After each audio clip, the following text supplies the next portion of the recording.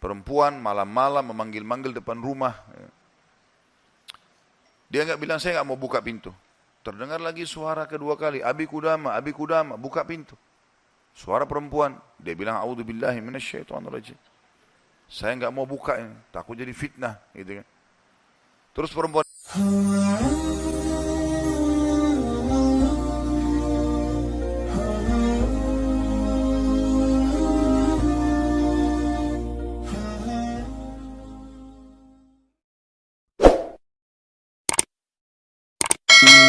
sebutkan misal salah satu contoh kisah.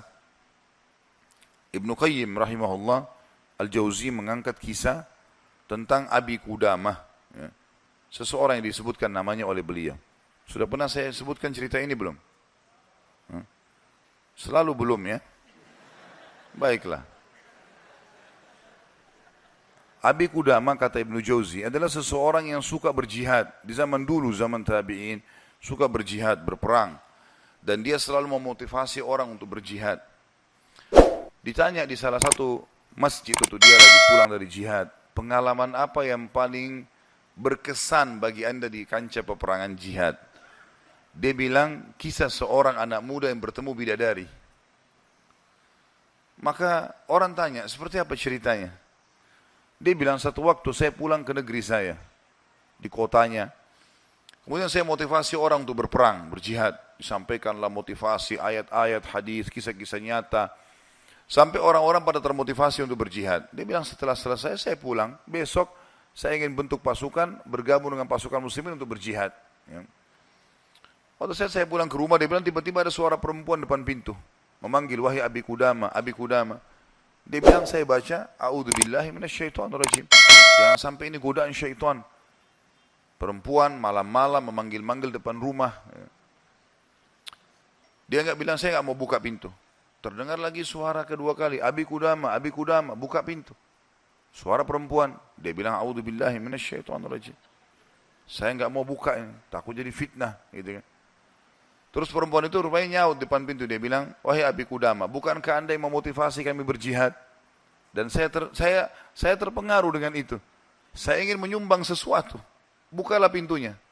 Dia bilang, saya dengar orang ini mau nyumbang hubungan dengan jihad, saya buka pintu. Perempuan itu rupanya bercadar. Dia bilang, pada saat saya buka pintu dan di hadapan saya tahu kalau orang ini, kalau tidak pakai cadar, luar biasa Allah berikan kelebihan fisiknya. Terlihat. Wanita ini punya kecantikan tapi dia tutup auratnya. Lalu saya alihkan pandangan saya dan saya katakan, apa yang akan engkau sumbang ibu? Dia bilang, sesuatu yang paling indah dari tubuh saya, hai Abi Kudama, adalah rambut saya. Saya memiliki rambut yang sangat bagus dan panjang. Maka saya sudah memotongnya dan saya sudah membentuknya supaya menjadi tali kekangan kuda. Maka saya minta agar rambut saya ini engkau jadikan tali kekangan kudamu, agar minimal rambutku ikut berperang. Abi Kudama bilang, saya heran dengan imannya ibu ini. Luar biasa ini. Gak pernah ada orang terfikir seperti itu. Rambutnya panjang, lebat, tebal, dipotong, lalu dibuat sedemikian rupa sehingga bisa menjadi tali kekangan kuda. Gitu. Pakailah ini Abi Kudama. Abi Kudama bilang, baiklah, diambil. Pada saat sudah diambil, Abi Kudama mau tutup pintu, dia bilang, sebentar, masih ada satu lagi Abi Kudama. Dia bilang apa? Suami saya mati syahid. Dan semoga Allah terima, semoga juga kami disatukan di surga. Dan dia mewariskan seorang anak laki-laki yang mirip seperti dia. Maksudnya keimanannya, fisiknya, segala macam. Saya harap anda tidak menolak anak saya besok ikut berjihad. Kata Abi Kudama, baiklah. Tutup pintu, besok pagi habis sholat subuh, habis syuruk, menjelang duha, berkumpullah orang-orang yang mau ikut jihad untuk bergabung dengan pasukan muslimin. Setelah Abi Kudama bilang, saya motivasi mereka, datanglah seseorang dari belakang saya berteriak, Abi Kudama, suara seorang laki-laki. Dia bilang, saya balik ke belakang, waktu saya balik saya seperti melihat matahari. Artinya ada seorang laki-laki putih, tinggi, gagah, rambutnya indah, fisiknya kekar di atas kuda. Dia bilang, saya sendiri kagum melihat orang ini. Luar biasa secara fisik, membuat orang sudah kagum. Dia bilang, terus dia bilang, hai Abi Kudama, saya anaknya ibu semalam yang memberikan rambut kepada anda. Dan saya siap untuk ikut berperang. Dan wasiat ibu saya agar saya jangan pulang. suruh mati syahid. Kata Abi Qudamah, saya kagum lihat lagi anak ini. Sudah kagum lihat ibunya, kagum lihat anaknya. Bagaimana keyakinan mereka berdua tentang janji Allah. Dan hidupnya di situ sudah. Lingkup hidupnya itu adalah yang dijanjikan oleh Allah dan Rasulnya. Udah, Allah bilang dapat ini, ya sudah. Dia yakinkan iya. Sholat dapat ini, puasa dapat ini, jihad dapat ini. Yakin, tidak ada keraguan. Hidupnya terbentuk di situ. Itu yang dijalani sama dia. Dia yakin meninggalkan juga dosa. Ini adalah pintu yang baik. Kalau dia buat, dia akan jauh dari Allah. Maka dia berada di lingkup itu. Kendaraan itulah. Kata Abi Qudamah, baiklah anak muda. Kau masih muda. Gitu kan? Saya akan letakkan kamu di bagian belakang pasukan. Anak muda itu diam. Dia bilang, Abi Qudamah bilang, ini saya tentu simpulkan ceritanya ya. Karena saya tidak hafal secara lafaz, letter tentang kisah. Tapi saya datangkan poinnya gitu. Kata Abi Qudamah waktu perang lagi berkecamuk. Tiba-tiba anak muda ini sudah ada di depan. Lalu saya lihat dia. Dan memang di pikiran saya dia bilang cuma anak muda itu saja. Saya datangin dia. Hai anak muda, mundurlah. Kamu masih muda, belum berpengalaman. Gitu kan. Saya khawatir atas dirimu. Dia bilang, wahai Abi Qudamah. Allah berfirman, hai orang-orang beriman, kalau kalian bertemu dengan orang kafir, jangan kalian mundur. Allah bilang, jangan mundur. Anda suruh saya mundur. Gitu. Gitu. Kata Abi Qudamah, saya nggak bisa bantai ini karena dia pakai ayat. Maka saya pun berada di sebelahnya sampai akhirnya karena perang lagi berkecamuk terpisahkan. Otomatis terpisahkan. Waktu pasukan lagi istirahat, saya coba cari anak muda ini. Saya nggak cari, pikirannya sudah nggak ada yang lain. Targetnya anak muda ini gitu. Itu betul-betul menarik perhatian dia. Dia bilang begitu saya lihat orang lagi istirahat semuanya kena capek berperang. Maka saya lihat anak muda ini sibuk menyiapkan makanan para mujahidin, mengikatkan tali kudanya, menyiapkan rumput kudanya. Pokoknya dia sibuk dengan itu. Jadi dia betul-betul menikmati apa yang sudah Allah dan Rasulnya perintahkan. Ini targetnya dan ini benar bagi saya. Selesai. Ini adalah konsep hidup saya. Gitu. Maka Abi Qudamah bilang, saya kagum melihat anak muda ini. Kemudian perang berkecamuk lagi. Berkecamuk lagi, yang kedua kali. Kemudian pada saat lagi maju, saya lihat anak muda itu di depan. Saya datangin lagi, hai anak muda, ke belakang lah. Dia bacain lagi ayat. Nah. Wahai Abi Qudamah, Allah berfirman, hai orang beriman kalau bertemu dengan orang kafir, jangan kalian mundur. Bagaimana Allah bilang jangan mundur, Anda suruh saya mundur. Abi Qudamah diam. Tidak bisa bantah karena dikatakan ayat. Berkecamuk peperangan dipisahkan oleh prajurit yang saling serang satu sama yang lain. Sampai akhirnya tiba malam hari, waktu istirahat. Kata Abi Qudamah, dua pasukan istirahat. Lalu saya cari, di mana anak muda ini? Di kemah mana dia?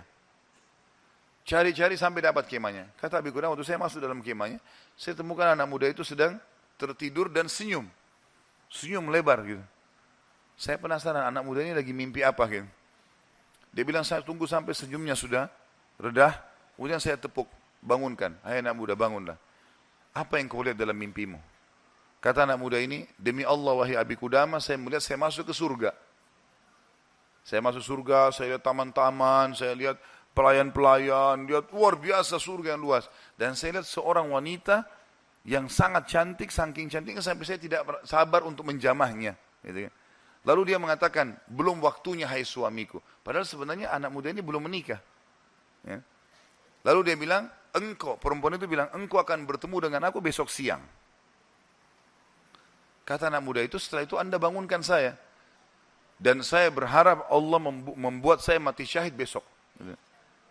Untuk mendapatkan apa yang Allah janjikan. Yang jelas, kata Abi Qudamah, saya kagum. Artinya Abi Qudamah pun sekian tahun berjihad, belum pernah mimpi seperti ini. Gitu kan? Besok pagi dia bilang berkecamuk lagi peperangan. Saya temukan anak muda itu di depan. Terus dia menyerang musuh. Gitu kan? Sampai akhirnya peperangan selesai. Dan sudah menang muslimin, korban banyak di musuh dan di orang muslim. Anak Abi Qudamah bilang target saya mengejar mana, cari anak muda ini. Terbunuhkah atau belum terbunuhkah, dicari. Dia bilang saya cari di jenazah prajurit muslim yang disusun, ternyata ada bergeletakan, saya temukan ada anak muda itu. Penuh dengan darah. Gitu. Ya. Tapi masih hidup. Dan dia lihat, waktu saya datang, dia dengan senyum mengatakan, Abi Qudamah kesinilah. Dalam kondisi lagi luka-luka ini. Berdarah-darah. Gitu ya. Kata Abi Qudamah, saya pun datang. Apa beritamu hai anak muda? Dia bilang, hai Abi Qudamah, kalau kau pulang nanti ke kampung kita, ke negeri kita, sampaikan ke ibu saya salam dan bilang impian beliau sudah terkabulkan. Artinya saya akan menyusul ayah saya mati syahid. Lalu pesannya ini luar biasa. Dia bilang apa? Wahai Abi Qudamah, apa kau ingat kisah tadi malam bidadari dalam mimpi saya? Kata Abi Qudamah, iya. Sekarang ada di sebelah saya. Sedang senyum dan menunggu ruh saya keluar. Lalu dia akan membawa saya ke surga. Lalu kata Abi Qudamah, orang itu pun meninggal dunia. Dalam kondisi dia tersenyum gitu kan. Maka Abi Qudamah bilang, saya menangis, gak bisa menahan melihat luar biasanya. Ibunya luar biasa, anak muda ini luar biasa. 17 tahun, punya kelebihan fisik yang mungkin tadi saya bilang, kebanyakan kita di Indonesia dihabiskan pada hal yang foya-foya, coba-coba kemaksiatan. Ini semua omong kosong nih, dari syaitan, bukan begitu. Anak muda ini dididik oleh ibunya untuk targetnya surga. Bagaimana berperang mati syahid, seperti itulah. Kata Abi Qudamah, saya pun menguburnya. Waktu kami pulang ke negeri kami, target saya ke rumah ibunya. Bukan ke rumah saya lagi. Orang semua pada pulang ke rumahnya, ketemu keluarganya. Dia bilang, saya cari ibunya anak muda itu. Begitu dapat rumahnya, saya ketuk pintu, dibuka. Ibu itu buka. Ibu itu begitu lihat, saya tahu Abi Qudamah. Dia bilang, wahai Abi Qudamah, apa kau datang berbelas sungkawa, atau kau datang untuk membawa berita gembira? Kata ya Abi Qudamah, apa maksud anda ibu? Dia bilang, kalau anda pulang, mengatakan anak saya ikut pulang bersama anda, berarti itu belas sungkawa. Saya enggak mau anak saya pulang. Mau mati syahid. Tapi kalau anda bilang anak saya mati syahid, berarti itu berita gembira. Abi Qudamah bilang, saya enggak tahan menangis. Lalu saya mengatakan, ibu, berita gembira, Allah sudah kabulkan impianmu. Anakmu telah menyusul suamimu dan semoga Allah kabulkan. Ibu itu menangis, sujud syukur kepada Allah gara-gara berhasil anaknya menjalankan perintah Allah.